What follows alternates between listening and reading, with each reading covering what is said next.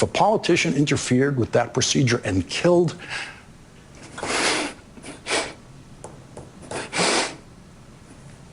my mother when I was 6 years old, who's going to tell that boy? Who's going to tell that 6-year-old how his mother died and who is really responsible?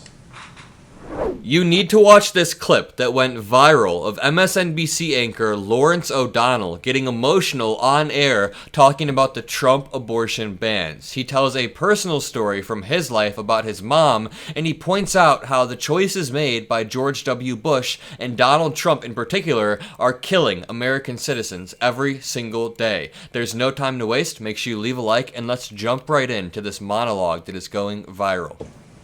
Donald Trump took away the rights that enabled him to say to his girlfriend, what are we going to do about this, when she was pregnant? Donald Trump is telling American men, you don't get to have the option that I always had whenever anyone told me she was pregnant. Donald Trump could say, what are we going to do about this? Every single time to a wife or a girlfriend.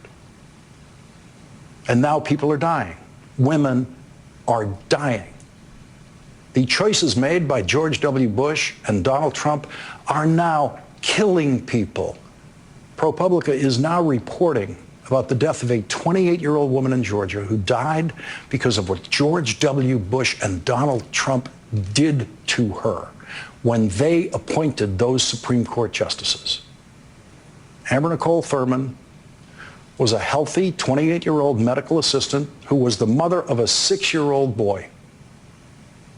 And the choices made by George W. Bush and Donald Trump and the Republican Supreme Court justices and Republican politicians in Georgia, using the tools that those Supreme Court justices gave them, killed her.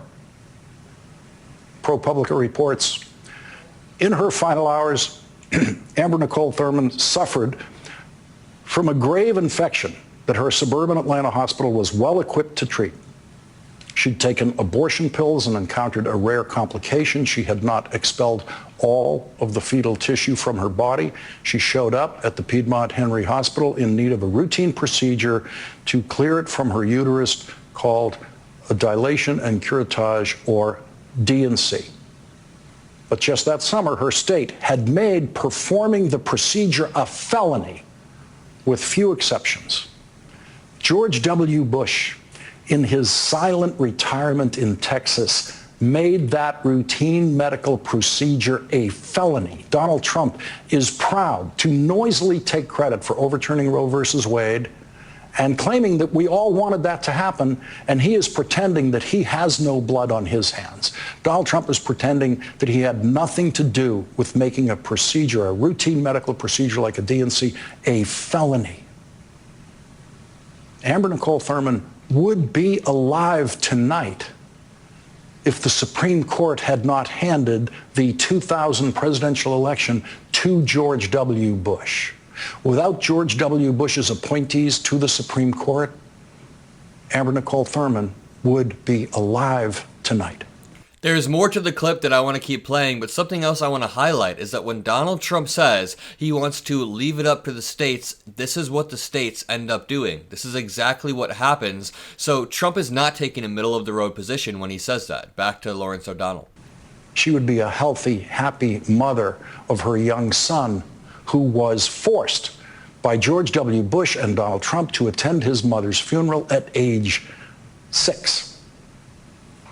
When I was 6 years old, my mother had the same medical procedure that Amber Nicole Thurman desperately needed to live. My mother had given birth to 5 healthy children, but she kept going. She was trying to have a sister for her only daughter, trying for one more. And she suffered a miscarriage, and she routinely had a D&C at a local hospital in Boston years before abortion was legal, because D&C has absolutely nothing to do with abortion. None of the Catholic nuns teaching me at my elementary school then thought my mother should not have that procedure. Our beloved Monsignor Brandley knew that when mothers in St. Brendan's Parish had miscarriages, the doctors should give them whatever treatment they needed. Anti-abortion Catholic doctors performed that procedure routinely. There wasn't a single Irish Catholic politician in Boston, including the mayor and the district attorney, who ever tried to interfere with that medical procedure. Their sisters were having that procedure. Their daughters were having that procedure routinely in anti-abortion Boston because it has nothing to do with abortion. Nothing. If a politician interfered with that procedure and killed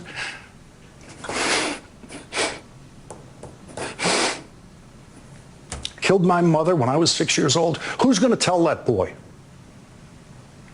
Who's going to tell that 6-year-old how his mother died and who is really responsible?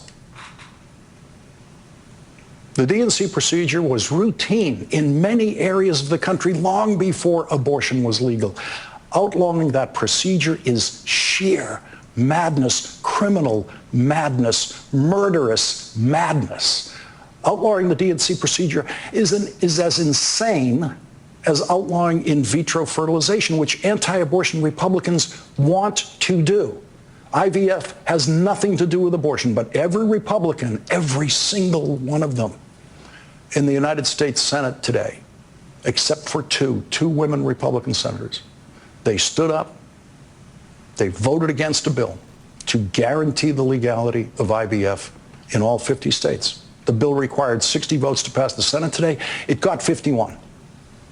And 44 Republicans playing politics with reproduction voted against it. And that was enough to kill the bill. That minority in the Senate was enough to kill the will of the American people and the will of the United States Senate. Donald Trump insists that he personally is in favor of IVF, but he did not order his vice presidential candidate, Senator J.D. Vance, to return to the Senate today and vote for. Lawrence O'Donnell makes some great points here, and I think the biggest highlight, the biggest takeaway from this entire segment, not only that he is great at what he does, but that Donald Trump is a liar. Time and time again, they have said they will not attack IVF, they will not attack DNC, they will not attack all of these different healthcare mechanisms that help women every single day in America, and yet they did. Yet they voted against all of this, and it led directly to the death of not only one American citizen, but I'm sure many, many more will come.